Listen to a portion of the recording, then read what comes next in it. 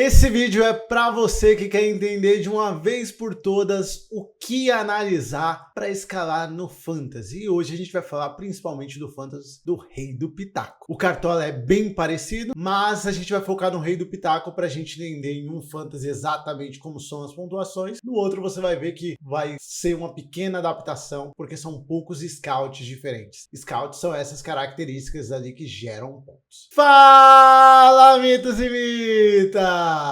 Eduardo Cruz aqui mais uma vez para te ajudar na sua jornada do Fantasy, né? Saindo do zero até entender muito bem como que funciona o Fantasy, como ser lucrativo com o Fantasy. E aí, quem é Eduardo Cruz para falar isso? Eu sou um jogador de Fantasy que joga há 10 anos, eu tenho curso na área, eu tenho planos de sócios que eu passo para vocês e eu sou um dos maiores jogadores de Fantasy do Brasil, provavelmente quem mais ganhou dinheiro com Fantasy em 2022, e tô aqui para passar umas dicas para vocês seguirem na sua trajetória, principalmente para quem está começando. Quem está mais avançado provavelmente me conhece, me segue, porque eu acabo sendo uma referência nessa modalidade que dá mais dinheiro, por exemplo, no tiro curto. Muito provavelmente as pessoas me conhecem, é onde está o dinheiro para valer, mas resolvi também criar algo novo para vocês, algo para o pessoal que está chegando. Como o Rei do Pitaco acaba atraindo muitas pessoas novas que não tinham jogado ainda, eu me vi na necessidade de ajudar as pessoas que estão começando também, não só as pessoas que estão no nível mais alto, que querem dar o próximo passo para o profissionalismo, mas também pegar na mão dessas pessoas novas que estão começando e não têm muita noção. E aí vai dar um caminho bem legal. E até para as pessoas que já estão acostumadas, vão perceber que tem algumas coisas que elas estavam deixando de lado e que são muito, mas muito importantes para elas. Hoje vamos falar dos scouts. Scouts que são o que valem pontos no Rei do Pitaco para cada jogador. Então a gente vai falar aqui do que analisar deles, quanto vale e o que você precisa prestar atenção, principalmente pensando em cada uma das posições. Mas lembre-se, a gente teve um vídeo que a gente falou dos passos ali para você montar uma escalação de sucesso, para você ter sucesso ali no Fantasy. Então não esquece de olhar lá qual a ordem que você deve fazer isso. Porque tudo que eu vou falar aqui, você tem que ter analisado os confrontos antes, principalmente. Você precisa ter uma análise ali mostrando quais times têm mais chance de fazer gol naquela rodada, que times são favoritos para aquela rodada. Então é muito importante ter essa análise antes de você analisar os jogadores. Então bora lá passar scout por scout para a gente ter a noção e já falar do que é importante daquele scout. Primeiramente, o mais importante, o que vale mais pontos, gols. Gols acabam sendo muito importantes, gols valem 8 pontos, é o que mais vale ponto no jogo inteiro. E por que é tão importante os gols? Porque é o que vai fazer você estourar na pontuação. Geralmente é a coisa mais importante. Em atacantes vai ser primordial, em meio campos muitas das vezes vai ser primordial também, ou uma das coisas primordiais, mas para atacante vai ser muito importante. Então com certeza é o mais importante do jogo, os gols que valem 8 pontos cada um. Só que aí que entra um grande detalhe, que já é um pulo do gato que faz muita diferença e que muita gente que joga há muito tempo não vai ter muita noção. Que é, para você entender quem tem mais chances de fazer gol na próxima partida, você não vai analisar simplesmente quem fez mais gols nas partidas anteriores. Uau, é isso mesmo, isso é totalmente diferente do que a maioria faz. Porque o que a maioria faz? Para começar, elas nem pensam do jeito que a gente está pensando aqui, de scout por scout. Elas pensam em pontuação, elas vão olhar qual a média do jogador, quantos gols que o jogador fez, só isso. Isso vai dizer se o cara vai fazer gol na próxima ou não. Mas não é assim que funciona. Essa é a parte que todo mundo veria muito fácil. Isso não vai ter diferencial para você, não vai fazer você dar o próximo passo. Por que isso? Porque gol é um evento raro. O futebol é um esporte cujo evento principal é um evento raro, que acontece pouco. Por exemplo, no Brasileirão, acontece menos de 3 gols por jogo, em média. Menos de 3. Significa que o evento principal acontece em menos de 3. O que acontece quando a gente vai analisar estatisticamente um evento raro? Você tem noção? Não, né? A maioria não tem. Acaba que fica muito mais aleatório. E por isso que o futebol acaba sendo um esporte tão legal e tão brilhante. Porque ele é muito mais aleatório que os outros esportes. Porque o gol é muito raro. Por um detalhezinho pode acontecer um gol. Por um cara que, em vez de ficar nessa posição, ele ficou aqui, aconteceu o gol. Porque a bola raspou. Porque o vento pegou forte na bola e foi. Porque um cara machucou. Diversas coisinhas podem mudar totalmente uma partida. Então, se o gol é é um efeito raro, significa que ele não é um bom indicador estatístico para a gente fazer predições, previsões, ou seja, olhar para o futuro. E o que seria? A gente tem que pegar algo que gere o gol, mas que aconteça numa frequência muito maior, que aconteça muito, porque aí a gente consegue. Se aquilo está relacionado com gol e acontece numa frequência maior, acontece mais vezes por partida, aquilo vai ser uma melhor forma de a gente prever próximos gols. E o que necessariamente tem que acontecer para ter um gol? Precisa de uma finalização. Então, finalizações vão ser muito, mas muito importantes para você entender os gols. Então é isso que você tem que reparar, principalmente nas finalizações. E aí entra um outro detalhe ainda dentro das finalizações, que é, você precisa não só analisar as finalizações, as qualidades das finalizações, mas tem algo que vai além, que é você analisar, por exemplo, em qual situação foram as finalizações, de onde foram as finalizações, quão claro era a jogada da finalização e por aí vai, para você entender o quanto mais chance de acontecer aquilo tem. Porque eu vou te contar uma coisa para você, pelos estudos, pelo que a gente vê, é muito mais provável um jogador que tem muitas chances de qualidade, ou seja, ele tem um posicionamento bom e fica em posições boas, é muito mais provável dele fazer um gol do que um cara que simplesmente finaliza bem, mas não fica naquelas condições. Porque o que mais gera diferença de número de gols é quanto o jogador consegue ficar nas posições corretas para fazer o gol. E isso é algo totalmente fora do que as pessoas pensam. As pessoas veem um cara ter uma oportunidade errando, as pessoas não escalam aquele jogador. As pessoas vão ver aquele jogador e vão achar ruim. Na hora que vê as pontuações, não vai ver uma grande pontuação. E aí o jogador fica esquecido. E esse jogador que está tendo muitas chances, ele tem uma grande chance de se envolver em gols nas próximas rodadas, porque a tendência dele é continuar tendo oportunidades. Diferente daquele jogador que chuta de longe e acerta um chutaço no ângulo. Ele tem uma menor probabilidade de se envolver em gol. Essa é uma coisa que você tem que levar para a vida, que vai fazer muita diferença. E aí as assistências acontecem muito parecido. Tem as assistências, mas assistências é mais raro ainda que gol, porque existe gol sem assistência. Então, as assistências que valem 5 pontos também tem que ser olhada por outro lado, que é algum evento que acontece com mais frequência, que são os passes para finalização. Então você vai ter que reparar o jogador que dá bastante passes para finalizações, que podem ou não ter gerado gol, mas a função dele naquele momento era ter dado o passe para finalização e ser uma finalização clara. Significa que ele colocou o companheiro em chances boas, se ele continuar colocando, grandes chances de os companheiros fazerem gols. Então olha que bacana, a gente está olhando o que gera gol, o que gera assistência, e não simplesmente quantos gols, quantas assistências deu, que tá ali na cara, todo mundo vai olhar, vai gerar pontuação, mas muitos não vão ver. Uma coisa interessante é que passe para finalização não é um scout do Rei do Pitaco, então as pessoas não vão ver, então pode ser um grande diferencial seu na sua análise. Já finalizações, essas sim, essas aparecem lá, então muitas pessoas vão ver porque vão gerar pontos também, mas mesmo assim você não vai deixar de dar importância, tem que dar ainda mais importância, porque só o fato de finalizar já vai gerar uma pontuação do seu time. E aí existem 3 tipos de finalizações. Finalização na trave, que valem 3 pontos. Finalização defendida, que o goleiro espalma, por exemplo, que valem 1,2 pontos. E finalização para fora, que vale 0,80 pontos. Existe também um outro tipo de finalização que não entra aqui, que não vai aparecer em muitos lugares, que são as finalizações bloqueadas. É interessante às vezes você saber que elas existem, porque elas podem estar em alguns lugares que vocês estudarem, vocês têm que saber que aquelas não geram pontos, mas são finalizações, acabam sendo interessante. Dependendo da finalização bloqueada, que é a finalização que o jogador de defesa entra na frente da bola, ela pode ser interessante, pode ser uma boa oportunidade. Porém, não gera pontos para o Rei do Pitaco. Mas assistência para finalização também não geram, e a gente olha porque é importante. Existe também uma outra pontuação que entra ali no nível de importância de gols e assistência, que é uma pontuação muito alta, que se chama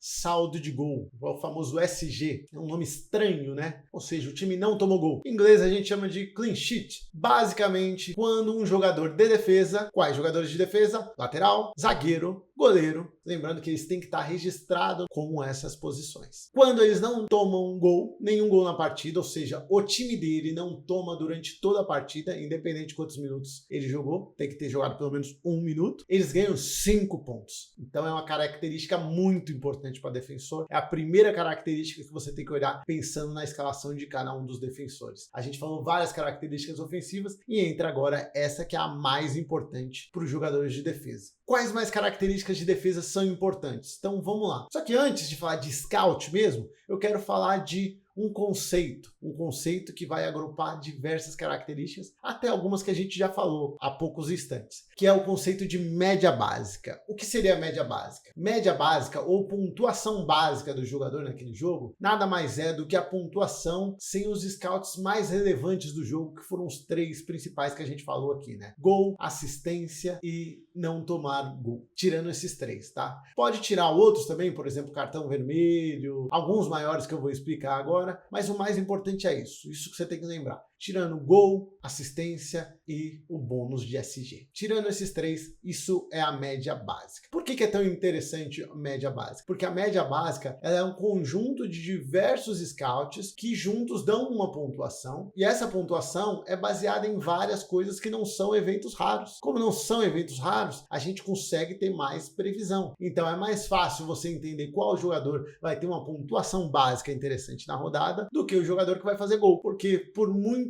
pouco detalhe um jogador faz um gol ou não. Mas não é por detalhe que um jogador vai ter uma pontuação básica ou não naquele jogo. É um conjunto de fatores. E é um conjunto de fatores grande, então a tendência dele é que se ele vai bem num jogo, ele tem maior tendência de ir bem nos outros. Então acaba sendo um pouco mais previsível e acaba ficando bem mais interessante e às vezes as pessoas não enxergam. Então, dado o conceito, vamos entrar em uma parte, por exemplo, de média básica, que acaba sendo bastante importante, principalmente para defensores, tá? E alguns jogadores que jogam em posições mais defensivas. Lógico, vai ser importante para os atacantes também, até porque eles também têm finalizações que geram média básica, né? Já que não são gols, assistência nem SG, mas vai ser mais importante ainda, muitas das vezes, para os defensores, já que eles dependem do SG e mais alguma coisa disso. Eles não são tão comuns de participarem de gols. Então vamos falar de desarmes e interceptações. São características defensivas, ou não, é quando basicamente um defensor ele toma a bola do adversário, só que de diversas maneiras existem diversas regrinhas. Por exemplo, a interceptação tem que ser de um passe certo, quando o jogador dá um passe correto e o outro jogador tem o movimento de tirar a bola do outro e chega antes, por exemplo, se antecipa. Esse é um movimento clássico de interceptação. Desarme é quando a bola está com um jogador e o outro consegue tomar a bola dele, com todo o mérito da ação daquele jogador que está defendendo. Isso seria um desarme. Só que entra vários detalhes e eu quero que vocês tenham a mentalidade correta, porque muita gente não tem noção do que é um desarme e não dá para você entender só porque eu tô falando aqui, interceptação também. Te aconselho aí, por exemplo, ir no tutorial do Rei do Pitaco e dar uma olhada. O Cartola tem diversos tutoriais, tem alguns com vídeos que eu lembro também, que foi onde eu aprendi bastante. Vai lá e olha no detalhe como que funciona, em qual situação é, qual situação não é, porque muita gente vai comparar com outros aplicativos. E os aplicativos têm critérios diferentes.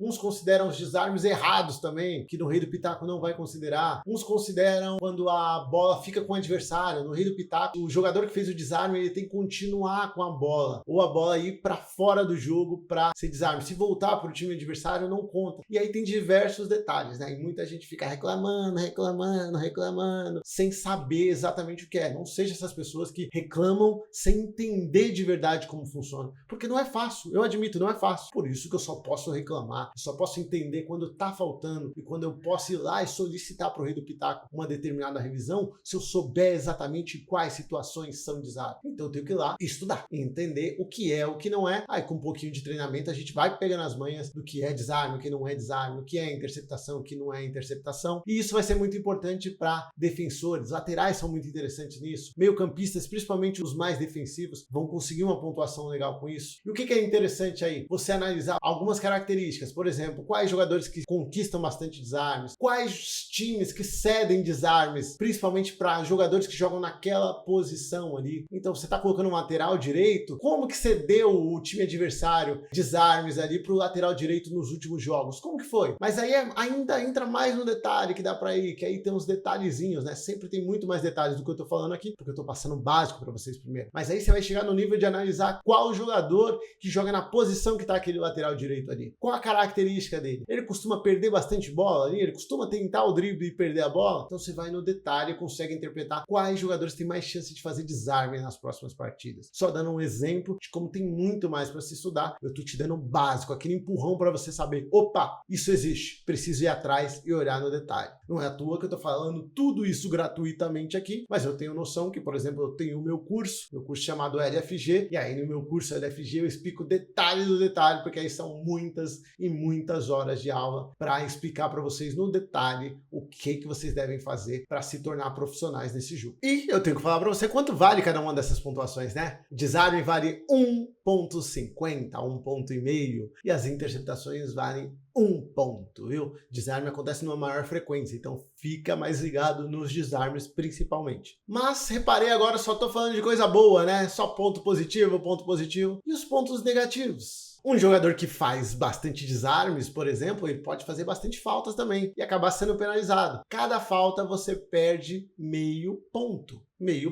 Então você tem que ficar esperto. Porque o jogador faz um desarme, mas ele faz 3 faltas, ele perdeu tudo. Ou ele faz um desarme e faz 2 faltas, ele ganhou só meio ponto a mais. Não é muito. Então você sempre tem que fazer essa comparação. Por isso que é importante você não só olhar desarme, mas você olhar também a média básica. Tudo que ele está fazendo ali, o conjunto de fatores, para você ter uma noção melhor de quem tem maior potencial de média básica como um todo. Porque você não quer desarmes, você quer pontuação. Mas você vai analisar os desarmes para saber quem tem mais potencial. Então é uma parte do processo, mas não é o todo. E aí a mesma coisa pode acontecer. Um jogador que faz bastante desarmes, ele também pode ter cartões amarelos. Se ele tem bastante cartões amarelos, pode acabar atrapalhando, porque cada cartão amarelo é menos 2 pontos. Cada cartão vermelho é menos 5 pontos. É muita coisa. Lógico, cartões vermelhos acontecem em menor frequência, cartões amarelos acontecem em uma maior frequência. A gente tem que ficar mais ligado para entender jogadores que têm mais chances de tomar cartões, para sabermos ali, principalmente para os nossos defensores e meio-campistas. Existem também gols contras. Gols contras ainda é mais raro, então não é algo que eu levo muito em consideração, mas o jogador perde 5 pontos. Não é muita coisa, hein? Dá uma raiva, mais controle emocional, hein? Mas perdem 5 pontos nessa brincadeira aí. E o que mais que pode acontecer por aí? Existem alguns eventos, por exemplo, impedimento, perde meio ponto. Existem também passes errados, que perdem 0,10 pontos. Então, se um jogador perde muitos passes, pode ser que seja complicado. Mas geralmente não é algo tão significativo no jogo, vai ser apenas para determinados jogadores. Vamos falar dos goleirões também? Porque a gente só falou de características de jogadores de defesa, né? Os goleiros, além de ter o bônus de SG, que são 5 pontos, vamos lembrar, ainda tem algumas coisas diferentes para eles. Por exemplo, para cada defesa ele vai fazer 1,5 ponto, 1,50 pontos. Acaba sendo bem interessante, principalmente quando o time é bastante atacado. Quando o time é bastante atacado, ele tem mais risco de perder o bônus de SG, porém, ao mesmo tempo, ele pode fazer muitas defesas. Então você sempre tem ali as duas características para você analisar. Se você vai focar em defesas ou você vai focar em uma probabilidade maior de SG, porque são coisas que, na verdade, são opostas, né? Porque um cara que tem mais chance de SG, geralmente ele sofre menos finalizações, já que as finalizações geram gols. Então, você sempre fica no dilema ali de para qual lado ir. Os dois lados são válidos. Normalmente a gente começa pelo SG e tenta encontrar ali alguma característica dos clubes que possam gerar defesas, mas defesas fáceis, porque defesas fáceis valem 1,5 ponto, defesas difíceis valem 1,5 ponto.